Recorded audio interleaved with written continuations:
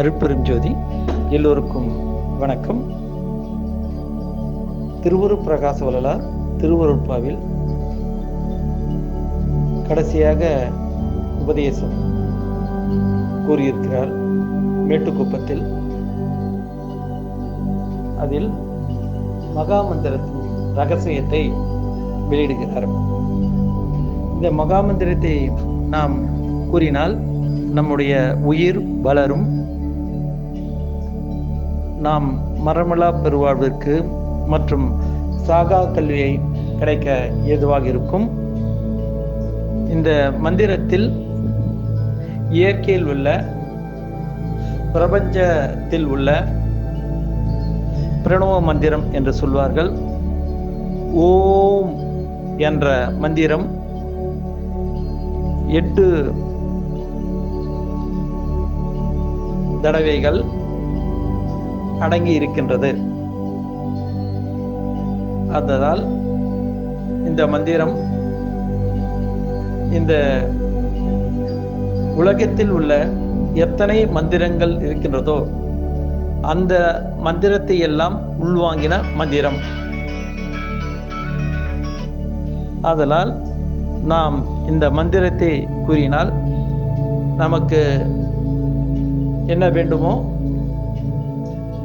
அதையெல்லாம் இந்த மகா மந்திரத்தின் மூலமாக கிடைக்கும்.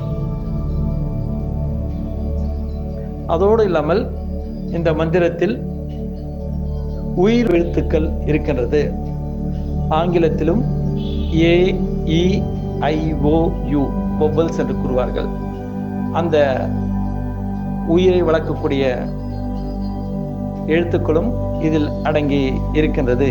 இது ஒரு ரகசியமாக இருக்கின்றது. இப்பொழுது நாம் இதை எப்படி நம்முடைய தாய் தந்தை குருவாக இருக்கின்ற திருவருட் பிரகாச வள்ளலார் கூறியிருக்கின்றார் என்று பார்க்கலாம். அருட்பெருஞ்சோதி.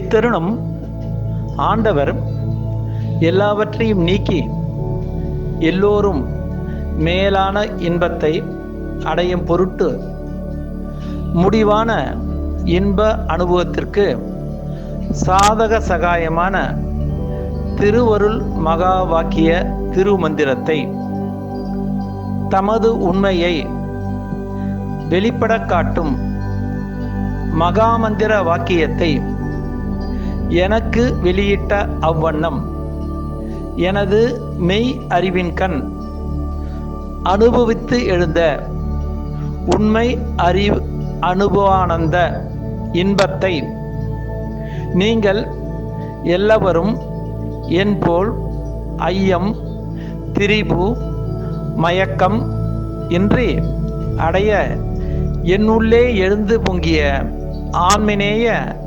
உரிமைப்பாட்டுரிமையை பற்றி குறிப்பிப்பேன். நமது ஆண்டவர் கட்டளையிட்டது யாதெனில், நமக்கு முன் சாதனம் கருணை ஆனதினாலே ஆண்டவர் முதற் சாதனமாக அருட்பெரும் ஜோதி அருட்பெரும் ஜோதி தனிப்பெரும் கருணை அருட்பெரும் ஜோதி அருட்பெரும் ஜோதி அருட்பெரும் ஜோதி தனிப்பெரும் கருணை அருட்பெரும் ஜோதி என்னும் திருமந்திரத்தை வெளிப்படையாக எடுத்துக்கொண்டார். ஆதலால் நாம் எல்லோரும் இந்த மகா மந்திரத்தை நம்முடைய திருவருட் பிரகாச வள்ளலார் கருணையால் கூறியிருக்கிறார். அதை நாம் உள்முகமாக சென்று நாம் ஓதினால் நமக்கு கிடைக்க வேண்டிய இதெல்லாம் பிரபஞ்ச ஆற்றல் மூலமாக நமக்கு கிடைக்கும். இறைவனை அடைய வழியாகவும் இருக்கும். திருவருட் பிரகாச வள்ளலார் கடைசியாக கூறிய உபதேசம், அதுதான் பேருபதேசம். மேட்டுக்குப்பத்தில்